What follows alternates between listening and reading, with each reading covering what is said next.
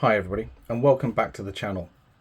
Today we're going to be diving into the world of recruiters and sharing 8 secrets that they won't tell you, whether you're actively job hunting or just curious about how the process works behind the scenes. These insights will help you navigate the hiring game just like a pro. Now the reason why I can talk about this is because I was that talent acquisition person. I was that talent development individual inside the organization. So I was that link between HR business partners, the individuals that you'd be speaking to, like hiring managers, the gatekeepers, the young talent acquisitions. So I can speak from that perspective. So I can give you these hints knowing that I've been there on the inside. So bearing all of that in mind, let's get started. The first thing that you need to consider is that you're often competing with internal candidates, and recruiters won't always tell you that information. Internal candidates usually have the upper hand because they're already familiar with the company's culture and its operations.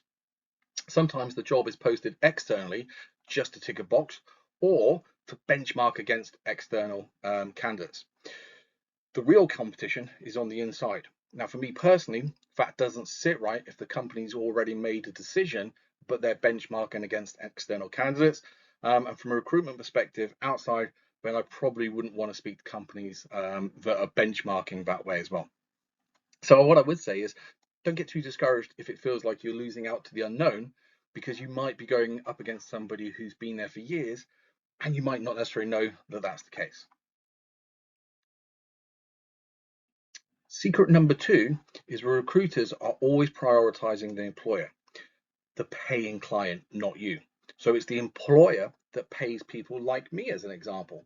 So remember, recruiters are hired by companies and not candidates. So their loyalty lies with the employer. They want to find the best fit for the company, which means their focus is on satisfying the client's needs and not necessarily getting you the job. And this is why they might seem more responsive to the company's needs and less communicative with you. So what I would say on that one is you can see the recruiter wants the best person, but ultimately they're thinking about the paycheck that's coming from the organization. So if you bear that in mind, don't take it personally if a recruiter somewhere like me doesn't get back to you all the time. By all means, go out there and pester recruiters. You can never upset a recruiter. They're like salespeople. So feel free to hound them. You know, it's your job, it's your career. Hound them, ask them for feedback, ask them where they are. They won't take it personally, so because you can never hassle them too much. Secret number 3 is the big one. You might be overqualified or too expensive, but recruiters won't always say it outright. If they think you're asking too much money or your experience level doesn't match what the company wants, they'll often say, well, you're just not a fit instead. They want to keep the conversation polite and avoid awkward negotiations about salary or qualifications up front, which is really frustrating because sometimes the job will be absolutely amazing for you and it's not about the money, but they'll just look at you and on paper and go, he's going to ask or she's going to ask for far too much money and they're overqualified. What's the point?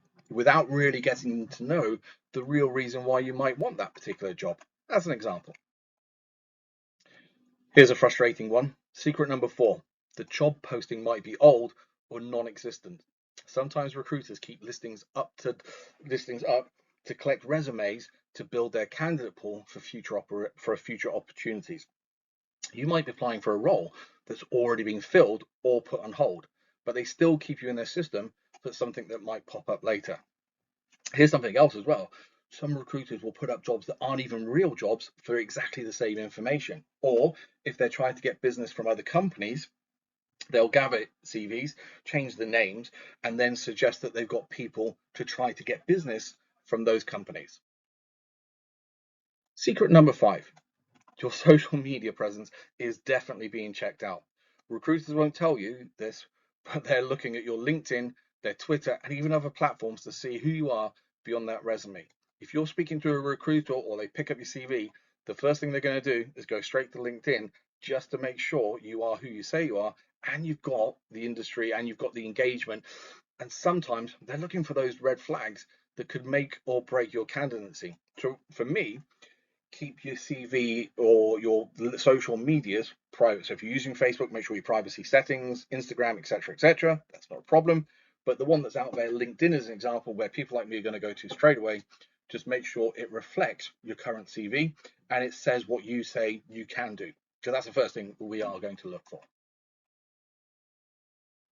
Secret number 6, the job description might not fully reflect the actual role. Sometimes these descriptions are a little idealized, listing traits and skills that aren't all relevant to the daily work. It's marketing to attract talent like yourselves. So during the interviews, don't be afraid to dig deeper and ask for specifics about what you'll really be doing. This is a real interesting one for me because sometimes the hiring managers don't actually know what they want. They're looking for something that doesn't exist. They're looking for the perfect person without really going and doing the research. So please, when you're doing this, ask those questions, ask for specifics, because ultimately you don't want to be doing something and then 2 weeks into the role you find it's not what you thought you were getting into. Secret number 7. Recruiters have limited influence on the final hiring decision.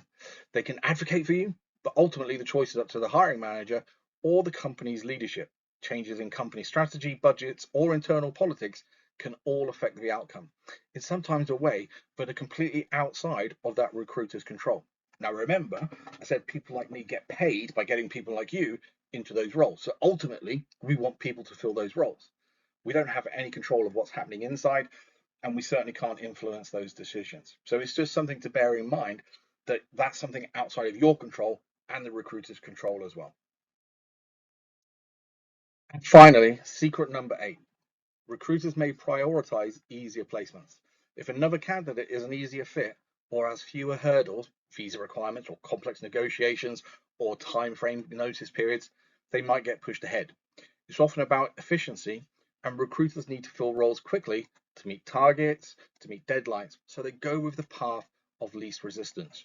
So that's again something to take into consideration. If they've got 2 candidates, and one has a notice period of 4 weeks and one's got a notice period of 3 months, and they're both the same on paper, they're going to go to the one with the 4 weeks because they can see that they're going to get paid quicker by going for that option.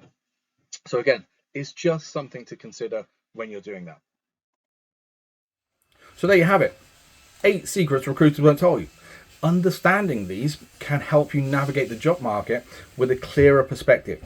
Set realistic expectations when working with recruiters as well. And I think that's important. Know what you're getting into when you're speaking with a recruiter. Know what they want and what they need to get out of it as well, because you can use that to your advantage to help leverage the job prospects that you're going for. So what I would say is, you found this helpful, make sure, give it a thumbs up, leave a comment with your thoughts. How have you got on with recruiters? Let me know what your experience of recruiters have got on as well. And make sure you subscribe for more career tips. Thanks for watching, and I'll see you on the other side.